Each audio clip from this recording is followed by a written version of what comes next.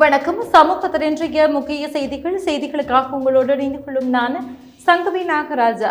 விரிவான செய்திகளுக்கு செல்ல முன்னதாக முதலில் தலைப்புச் செய்திகள். கருப்பு பொருளாதாரம் ஒழிக்கப்படும், வரி செலுத்தும் அனைவரினதும் ஒவ்வொரு ரூபாவையும் பாதுகாப்போம், அனுர உறுதி. நிதியமைச்சின் செயலாளர் பதவியிலிருந்து விலகுகிறார் மஹிந்த ஸ்ரீவர்தன. துறைமுகங்கள் விமான நிலையங்களில் PCR பரிசோதனைகள் வலியுறுத்தும் சுகாதார பரிசோதகர்கள் சங்கம். தற்போதைய அமைச்சரவையை வைத்து நாட்டை முன்னேற்ற முடியாது, ஜனாதிபதிக்கு சஜித் தரப்பு அட்வைஸ். தமிழ் தேசிய பேரவை ஜனநாயக தமிழ் தேசிய கூட்டணி ஒப்பந்தம் கைச்சாத்து. கிழக்கு மாகாண பட்டதாரிகளுக்கு அரச நியமனங்களை வழங்காது புறக்கணிப்பது ஏன்? திருகோணமலையில் போராட்டம். ஸ்டார்லிங்க் செயற்கைக்கோள் இணைய சேவை இலங்கையில் விரைவில் ஆரம்பம். ரத்மலானியிலிருந்து யாழ் விமான நிலையம் நோக்கி வந்த விமானம். தமிழரசு கட்சிக்குள் இடம்பெறும் சர்வதிகார செயற்பாடுகளுக்கு எதிர்ப்பு, தார்மீக போராட்டத்திற்கு அழைப்பு. சீரற்ற காலநிலையால் தொடரும் அபாயம், மூடப்பட்ட பாடசாலை.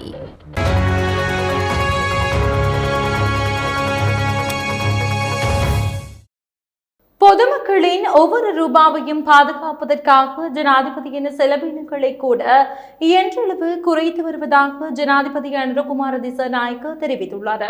தேசிய வரி வாரத்தை முன்னிட்டு ஜனாதிபதி செயலகத்தில் இடம்பெற்ற ஆரம்ப நிகழ்வில் கலந்து கொண்டு உரையாற்றும் போதே ஜனாதிபதி இதனை தெரிவித்தார். இங்கு தொடர்ந்து கருத்து வெளியிட்ட ஜனாதிபதி வரி செலுத்தும் அனைவரினதும் ஒவ்வொரு சதமும் பாதுகாக்கப்படுவதை உறுதி செய்வதாகவும் குறிப்பிட்டார். பொதுமக்களின் பணம் வீணடிக்கப்படுவதை தடுப்பதற்கான முதல் முன்மாதிரி இது. மக்களுக்கு வினைத்திறனான பொது சேவைகளை வழங்க டிஜிட்டல் மயமாக்கல் அறிமுகப்படுத்தப்படும். அரசு இயந்திரங்களுக்கு காணப்படும் கருப்பு பொறிமுறையை உடைத்து அனைவரும் சட்டத்திற்கு கீழ்ப்படியும் வகையில் ஒரு செயல்முறை உருவாக்கப்படும் என்று ஜனாதிபதி குறிப்பிட்டார். இதேவேளை நிதி அமைச்சின் செயலாளர் மஹிந்த ஸ்ரீவர்தன இந்த ஜூன் மாதம் இறுதியில் நிதி அமைச்சின் செயலாளர் பதவியிலிருந்து ஓய்வு பெறவுள்ளதாக ஜனாதிபதி அனுரகுமார திசாநாயக்க தெரிவித்துள்ளார். நிதி அமைச்சின் செயலாளர் பதவியிலிருந்து ஓய்வு பெற்ற பிறகு மஹிந்த ஸ்ரீவர்தன ஆசிய வளர்ச்சி வங்கியின் மாற்று நிர்வாக இயக்குநர் பொறுப்பேற்பார் என்று ஜனாதிபதி தெரிவித்துள்ளார். சமீபத்திய வரலாற்றிலும் உலக வரலாற்றிலும் மிக குறைந்த வரி விதிக்கும் நாடாக நாம் மாறிவிட்டோம். இது நமது நாட்டை மீண்டும் ஒரு நியாயமான பொருளாதார தளமாக மாற்றுவதற்கான ஒரு முயற்சியாகும். நிதி அமைச்சின் செயலாளர் மஹிந்த ஸ்ரீவர்தனவால் நிறைய நிறுவன சீர்திருத்தங்கள் மற்றும் சட்ட சீர்திருத்தங்கள் நிறைவேற்றப்பட்டுள்ளன. இந்த சந்தர்ப்பத்தை பயன்படுத்தி அவருக்கு நன்றியை தெரிவித்துக் கொள்கின்றேன். இந்த வரி சீர்திருத்தத்தை செயல்படுத்துவதில் அவர் வகித்த பங்கை நாம் பாராட்ட வேண்டும் என கூறியுள்ளார். துறைமுகங்கள் மற்றும் விமான நிலையங்கள் போன்ற இடங்களில் PCR பரிசோதனைகள் முன்னெடுக்கப்பட வேண்டும் என இலங்கை பொது சுகாதார பரிசோதகர்கள் சங்கம் தெரிவித்துள்ளது. இந்தியா, தாய்லாந்து உள்ளிட்ட நாடுகளில் பரவி வரும் கொரோனா வைரஸ் தொற்றின் பரவலை கருத்தில் கொண்டு துறைமுகங்கள் மற்றும் விமான நிலையங்களில் தொற்றாளர்களை அடையாளம் காணும் நடவடிக்கைகள் முன்னெடுக்கப்பட வேண்டும் என இலங்கை பொது சுகாதார பரிசோதகர்கள் சங்கம் தெரிவித்துள்ளது. சிலாபத்தில் இன்று இடம்பெற்ற நிகழ்வொன்றில் உரையாற்றிய அந்த சங்கத்தின் தலைவர் உப்புல் ரோஹன இதனை தெரிவித்தார். இவ்வாறான இடங்களில் பரிசோதனைகள் முன்னெடுக்கப்படாவிட்டால் இலங்கையில் கொரோனா பரவலின் வேகம் அதிகரிக்கும் அபாயம் உள்ளதாக அவர் குறிப்பிட்டார். தற்போது வைத்தியசாலையில் காய்ச்சல் காரணமாக அனுமதிக்கப்படுபவர்களிடமே பரிசோதனைகள் முன்னெடுக்கப்பட்டு வருகின்றன. ஆனால் துறைமுகங்கள் மற்றும் விமான நிலையங்கள் போன்ற இடங்களில் PCR பரிசோதனைகள் முன்னெடுக்கப்பட வேண்டும் என்று அவர் வலியுறுத்தியுள்ளார். தற்போதைய அமைச்சரவையை வைத்துக் கொண்டு இந்த நாட்டை முன்னேற்ற முடியாது. திறமையற்ற அமைச்சர்களை ஒதுக்கி வைத்துவிட்டு 159 உறுப்பினர்களில் இருந்து ஒரு புதிய குழுவை நியமிக்க ஜனாதிபதியிடம் முன்மொழிவேன் என நாடாளுமன்ற உறுப்பினர் நளின் பண்டார தெரிவித்தார். இது தொடர்பில் அவர் மேலும் தெரிவிக்கையில், அரசாங்க அமைச்சர்களின் பெரும்பாலானோர் வேலை செய்வதாக தெரியவில்லை. அதன்படி அமைச்சரவை மறுசீலமைப்புக்கு தொடர்ந்து அழைப்பு விடுப்பதாகவும் நலிந்த பண்டார தெரிவித்தார். சமீபத்தில் இன்னும் பல வழக்குகள் விசாரிக்கப்பட்டு வருகின்றன. குறிப்பாக நல்லாட்சி காலத்தில் விசாரிக்கப்பட்ட வழக்குகள். புதிய வழக்குகள் தாக்கல் செய்யப்பட்டால் கோப்புகள் இருந்தால் அவை உடனடியாக விசாரிக்கப்பட வேண்டும். நாட்டை சுத்தம் செய்து முன்னோக்கி நகர்த்தவும் நாங்கள் விரும்புகின்றோம். ஆனால் வழக்குகள் மூலம் மட்டும் நாடு முன்னேறாது. நாம் வேலை செய்ய வேண்டும். தேவையான சட்டங்கள், விதிமுறைகள் மற்றும் திட்டங்கள் செயற்படுத்தப்பட வேண்டும். வேலை செய்ய முடியாதவர்களை ஒதுக்கி வைக்கவும் மற்றொரு குழுவை நியமியுங்கள். இந்த அமைச்சரவையுடன் நாடு முன்னேற முடியாது என தெரிவித்தார். தமிழ் தேசிய பேரவை மற்றும் ஜனநாயக தமிழ் தேசிய கூட்டணி ஆகிய தரப்புகளிடையே கொள்கை ரீதியான இணக்கத்தை ஏற்படுத்தும் ஒப்பந்தம் ஒன்று இன்றைய தினம் கைச்சாத்திடப்பட்டுள்ளது. யாழ்ப்பாண நகரில் உள்ள தனியார் விடுதியில் ஒன்று இடம்பெற்ற நிகழ்வில் குறித்த ஒப்பந்தம் கைச்சாத்திடப்பட்டது. தமிழ் தேசிய பேரவையின் சார்பில் அதன் தலைவர் கஜேந்திரகுமார் பொன்னம்பலமும், ஜனநாயக தமிழ் தேசிய கூட்டணியின் சார்பில் அதன் செயலாளர் நாகலிங்கம் ரட்னலிங்கமும் கையொப்பமிட்டனர். ஒப்பந்தம் கைச்சாத்திடும் நிகழ்வில் தமிழ் தேசிய பேரவையின் சார்பில் கஜேந்திரகுமார் பொன்னம்பலம், செல்வராஜா கஜேந்திரன், நா ஸ்ரீகாந்தா, போ ஜெயகரணேசன், கே சிவாஜிலிங்கம், இ சரவணபவன், கா அருந்தவபாலன், கா நாவலனும், ஜனநாயக தமிழ் தேசிய கூட்டணியின் சார்பில் தர்மலிங்கம் சித்தார்த்தன், கோவிந்தன் கருணாகரம், சுரேஷ் பிரேமச்சந்திரன், முருகேசு சந்திரகுமார், நாகலிங்கம் ரட்னலிங்கம், ப கஜதீபன், க சர்வேஸ்வரா உள்ளிட்டோரும் கலந்து கொண்டிருந்தனர். தமிழ் தேசிய பேரவை, ஜனநாயக தமிழ் தேசிய கூட்டணி ஆகிய தரப்புகளிடையே தொடர்ச்சியாக நடைபெற்ற சந்திப்புகளை தொடர்ந்து ஒப்பந்தம் கைச்சாத்திடப்பட்டது. கிழக்கு மாகாண வேலையில்லா பட்டதாரிகள் இன்றைய தினம் திருகோணமலையில் உள்ள கிழக்கு மாகாண ஆளுநர் அலுவலகத்துக்கு முன்னால் கவனஈர்ப்பு ஆர்ப்பாட்டத்தில் ஈடுபட்டனர். இதன்போது பட்டம் முடிந்து பல வருடங்களாகியும் இன்னும் வேலை வாய்ப்புகள் வழங்கப்படாமையினால் தாம் வேலை இல்லாமல் இருப்பதாகவும் இது குடும்பத்திற்கு பெரும் சுமையாக இருக்கின்றது.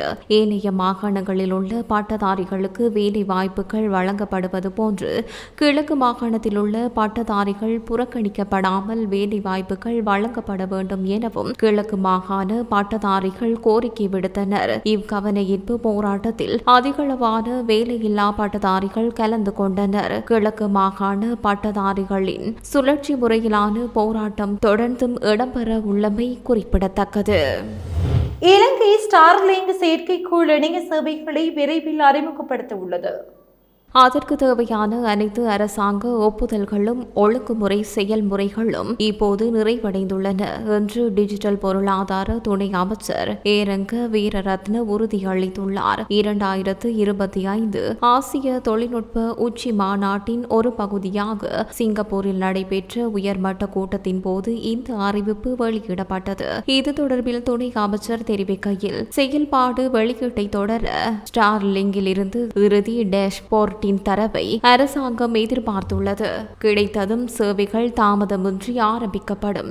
இலங்கையின் டிஜிட்டல் மாற்றத்திற்கு அமெரிக்காவின் முழு ஆதரவை வழங்கும் என்று அமெரிக்கா தூதர் லாங் மீண்டும் உறுதிப்படுத்தினார். மேலும் இந்த மூலோபாய முயற்சிகளை செயல்படுத்துவதன் அவசியத்தையும் முக்கியத்துவத்தையும் எடுத்துரைத்தார் என தெரிவித்தார். டேவிட் பீரிஸ் ஏவியேஷன் நிறுவனத்தின் பரீட்சார்த்த விமானம் ரத்மலானை விமான நிலையத்திலிருந்து யாழ்ப்பாண சர்வதேச விமான நிலையத்தை இன்று திங்கட்கிழமை வந்தடைந்தது. டேவிட் பீரிஸ் ஏவியேஷன் கொழும்பிலிருந்து யாழ்ப்பாணம் வரையான மக்கள் போக்குவரத்திற்கான பயணங்களை ஆரம்பிக்கின்றது. அரசாங்கத்தின் எதிர்கால திட்டங்களுக்கு அமைவாக உள்ளூர் விமான சேவையினை விருத்தி செய்யும் நோக்கில் டேவிட் பீரிஸ் ஏவியேஷன் நிறுவனமானது இலங்கையில் சிவில் விமான போக்குவரத்து அதிகார சபையின் மேற்பார்வையின் கீழ் கொழும்பிலிருந்து யாழ்ப்பாணத்திற்கு விமான சேவையினை ஆரம்பிப்பதற்கு திட்டமிட்டுள்ளது. இதற்காக இலங்கை சிவில் விமான போக்குவரத்து அதிகார அதிகார சபையின் பரிசோதிப்பவர்களின் மேற்பார்வையின் கீழ் விசேட கண்காணிப்பு விமான பயணத்தினை இன்றைய தினம் ரத்மலானை விமான நிலையத்திலிருந்து யாழ்ப்பாணம் சர்வதேச விமான நிலையம் வரை மேற்கொண்டுள்ளது. குறித்த விமானமானது இன்று பிற்பகல் 1:05 மணியளவில் யாழ்ப்பாணம் பலாலி சர்வதேச விமான நிலையத்தை வந்தடைந்தது. நாட்டின் பெரும்பாலான பகுதிகளில் இன்றும் கடும் காற்று வீசக்கூடும் என வளிமண்டலவியல் திணைக்களம் எதிர்ப்பு கூறியுள்ளது. தென்மேற்கு பருவக்காற்றின் தாக்கம் காரணமாக பல இடங்களில் மணிக்கு 30 தொடக்கம் 40 கிலோமீட்டர் வேகத்தில் காற்று வீசக்கூடும். குறிப்பாக மத்திய மலைநாடு, வடக்கு, வடமத்திய, வடமேல் மாகாணங்களிலும் திருகோணமலை மற்றும் ஹமாதோட்டை மாவட்டங்களிலும் கடுமையான காற்று வீசும் என்று தெரிவிக்கப்படுகிறது. பாதிக்கப்படக்கூடிய இடங்களில் வசிக்கும் மக்கள் கடும் காற்று தொடர்பாக மிகவும் அவதானமாக இருக்குமாறு அறிவுறுத்தப்பட்டுள்ளனர். மேலும் அனர்த்த நிலைமைகள் குறித்து தகவல்களை 117 என்ற அவசர இலக்கத்தினூடாக அறிந்து கொள்ளவோ அல்லது முறையிடவோ முடியும் என்று வளிமண்டலவியல் திணைக்களம் அறிவித்துள்ளது. இலங்கை தமிழரசு கட்சிக்குள் இடம்பெறும் சர்வாதிகார செயற்பாட்டை கண்டித்து யாழில் இடம்பெறவுள்ள தார்மீக போராட்டத்திற்கு ஆதரவு தருமாறு கரைச்சி பிரதேச சபையின் முன்னாள் உறுப்பினர் சண்முகம் ஜீவராசா அழைப்பு விடுத்துள்ளார். இது தொடர்பில் அவர் மேலும் தெரிவிக்கையில், சர்வாதிகாரமான செயல் தான் நடந்து கொண்டிருக்கிறது. அதற்காக முதலாவது மாவீரர் சோமார் அண்ணாவின் நாளன்று தந்தை செல்வா முற்றத்திலே யாழ்ப்பாணத்திலே பகிரங்கமாக ஒரு கருப்பு துணியால் வாய் கட்டிய அமைதி வழியான போராட்டம் 8 மணி தொடக்கம் 2 மணி வரைக்கும் தொடரும். ஆகவே இதற்கு வலிந்து காணாமலாக்கப்பட்ட சங்கங்கள், மற்றது எமது வர்த்தக சங்கங்கள், பல்கலைக்கழக மாணவர்கள் வடக்கு கிழக்கிலே இருந்து அனைவரையும் அன்புடன் கலந்து கொள்ள கேட்கிறோம். ஏனென்றால் எதிர்காலத்திலே இப்படியே இந்த கட்சி போகுமாக இருந்தால் இலங்கை தமிழரசு கட்சியின் வீட்டு சின்னம் இல்லாமல் போய்விடும்.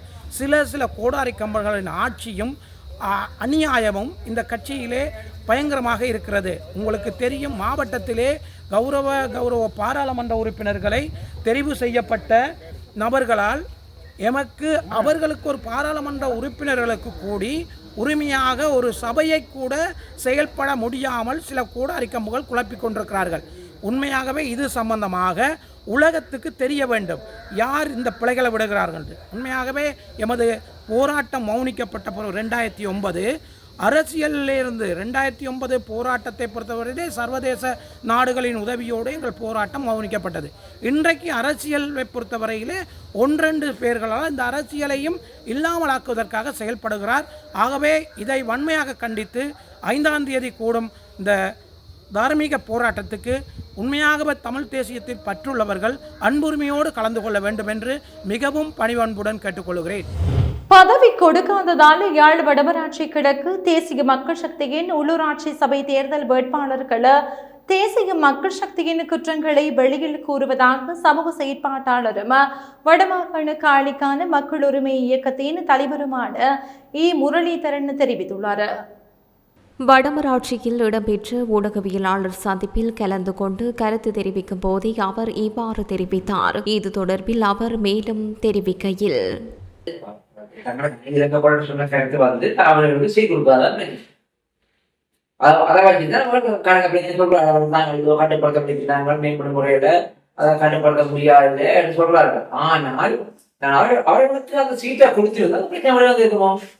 நீங்கள் பார்த்தீங்கன்னா அந்த எனக்கு தெரிஞ்சதில்லை, அந்த அதில் வேட்பாளர்கள் தடை செய்யப்பட்ட மீன்பிடும் முறையில செய்யாட்டார்கள் அவர்களுக்கு பின்ன அவர்களை ஆதரவாக செல்கிறார்கள். அந்த போட்டியிட்ட வேட்பாளர்கள் அப்படியே தொழில்முறை செய்யாட்டார்கள் அவர்கள் போட்டியிட்டவர்களை ஆதரவாக தொழில் செய்கிறார்கள். முழக்கறிகள் வேட்புமனு தாக்கல் செய்த காலம் பிறகு இந்த வடமாட்சி கிழக்குல சிலருக்கு வந்து லைலா வழக்கான அனுமதி கொடுக்கப்பட்டது. அப்ப லைலா வழக்கு செய்யப்படவில்லை. அந்த அந்த அனுமதியை எடுத்து கொடுக்கறதுக்கு கூட்டிக் கொண்டு போன ஒரு வேட்பாளர் தான் சொல்லியிருக்கிறார். செய்யப்பட்ட மீன்பிடி முறைகளை நாங்கள் தடை செய்ய சொல்லி வளமுறை அமைச்சருக்கு சொல்லியும் அதை வந்து கேட்க சொல்றாரு. அப்ப அவர் தனக்கு சீட்டை கொடுத்துட்டு அவர் தான் கூட்டிக் கொண்டு போய் தடை செய்யப்பட்ட முறைக்கான மீன்பிடி வந்து எடுத்து கொடுத்தார். நானும் சொல்ல தெரிஞ்சு கொண்டேன், நான் ஒரு பேருக்கு கதை கேட்டேன். அப்ப அங்க போட்டிட்டு எவ்வளவு இருந்தார் ஏதோ ஒரு வகையில் அவர் போட்டியிட்ட வேட்பாளர்கள் நீரடியாக சட்டவிரோதமான தொழில்முறையில் ஈடுபட்டவர் இல்லது அவர்களை ஆதரவாக ஈடுபட்டிருக்கிறார். அவர்களும் தங்களுக்குரிய அநீதி இழைக்கப்பட்டதற்காகத்தான் இந்த விஷயத்தை படிக்கணும். இந்த விஷயத்தை தேர்தலுக்கு முன்பு சொல்ல இல்லை. தங்களுக்கு அந்த சீட்டை வழங்கப்பட்டிருந்தால் வந்துடாது. இந்த கடைசி மட்டும் அவர்கள் பதவி கொடுக்காது வந்துடாது. மாதாந்த விலை திருத்தத்திற்கு அமைய லிட்ரோ சமையல் எரிவாயு விலைகளில் மாற்றம் மேற்கொள்ளப்படாது என லிட்ரோ எரிவாயு நிறுவனம் தெரிவித்துள்ளது. இதேவேளை லாப்ஸ் எரிவாயு விலையிலும் திருத்தம் மேற்கொள்ளப்படாது என நேற்று அறிவிக்கப்பட்டிருந்தது. சமையல் எரிவாயு தற்போதுள்ள விலையிலேயே தொடர்ந்து விற்கப்படும் என்று இரு நிறுவனங்களும் தெரிவித்துள்ளன. ஹட்டன் வலயத்திற்குட்பட்ட காசல்டி ஹார்பெக்ஸ் தமிழ் மகாவித்தியாலய கட்டிடங்கள் மீது மரங்கள் விடும் அபாயம் காணப்படுவதால் 2 நாட்களுக்கு பாடசாலையை மூட முடிவு செய்துள்ளதாக தெரிவிக்கப்படுகிறது. பாடசாலைக்கு முன்னால் 2 பெரிய மரங்கள் உள்ளதாகவும் அது முறிந்து விழும் அபாயத்தில் உள்ளதால் அதிபரின் முடிவுக்கு ஏற்ப அதனை அகற்றும் பொருட்டு பாடசாலையை மூட முடிவு செய்யப்பட்டுள்ளதாகவும் தெரிவிக்கப்படுகிறது. இதன்படி இன்றும் நாளையும் பாடசாலையை மூட முடிவு செய்யப்பட்டுள்ளது. இதன்படி குறித்த பாடசாலையில் 358 மாணவர்கள் கல்வி கற்று வருவதாகவும் 1 முதல் 13ஆம் வகுப்பு வரை பாடசாலையில் காணப்படுவதாகவும் கூறப்படுகிறது. முன்னதாக பாடசாலைக்கு அருகில் 2 பெரிய மரங்கள் விழும் அபாயத்தில் உள்ளன என்று ஹட்டன் வலய கல்வி அலுவலகத்திற்கு 2 மரங்களை வெட்டுமாறு அதிபரால் அறிவிக்கப்பட்டிருந்ததாக தெரிவிக்கப்படுகிறது. எனினும் மரங்களை வெட்ட நடவடிக்கை எடுக்காததால் மரத்தின் பல கிளைகள் பாடசாலை கட்டடங்களின் மீது விழுந்துள்ளன என்றும் இதனால் பாடசாலை மூடப்பட்டதாகவும் கூறப்படுகிறது. கேகாலையில் வீட்டில் உறங்கிக் கொண்டிருந்த கர்ப்பிணி பெண்ணொருவரின் வயிற்றில் பலாப்பழம் விழுந்ததில் கருவில் உள்ள சிசு உயிரிழந்த சம்பவம் பெரும் துயரத்தை ஏற்படுத்தியுள்ளது. 33 வயதுடைய 5 மாத கர்ப்பிணி பெண் ஒருவரே இந்த துயர சம்பவத்திற்கு முகம் கொடுத்துள்ளார். தெரணியகல லிகினியகல பகுதியில் உள்ள வீட்டில் கடந்த 29ஆம் தேதி இரவு இந்த சம்பவம் இடம்பெற்றுள்ளது. சீரற்ற காலநிலை காரணமாக வீட்டிற்கு அருகில் இருந்த பலா மரத்திலிருந்து பலாப்பழம் ஒன்று வீட்டின் கூரையை உடைத்து தூங்கிக் கொண்டிருந்த கர்ப்பிணி பெண் வயிற்றில் விழுந்துள்ளது. வேதனையால் துடித்த கர்ப்பிணி பெண் உடனடியாக தெரணியகல வைத்திய சாலையில் அனுமதிக்கப்பட்டார். எனினும் வயிற்றில் இருந்த சிசு உயிரிழந்ததுடன் தாய் வைத்தியசாலையில் சிகிச்சை பெற்று வருவதாக தெரிவிக்கப்படுகிறது. முன்னாள் நிதியமைச்சர் ரவி கருணாநாயக்கு தாக்கல் செய்த மேன்முறையீட்டு மனுவை உயர்நீதிமன்றம் நிராகரித்துள்ளது.